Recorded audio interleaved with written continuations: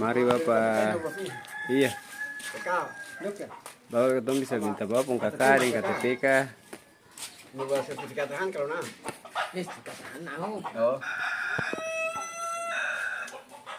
Jadi kita di desa Langgiar ya? Langgiar. Kecamatan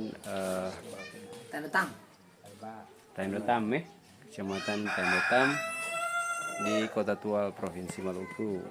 Masih dalam suasana ini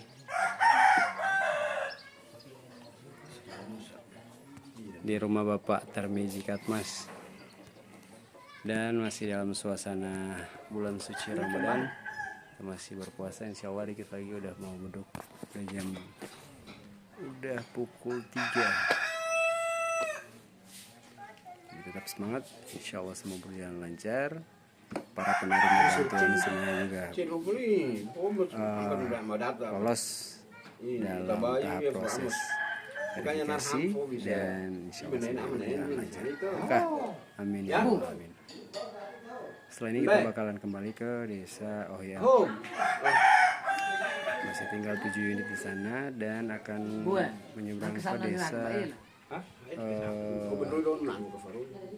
Yantel yang ada 67. Nah di sini udah tinggal 10 unit.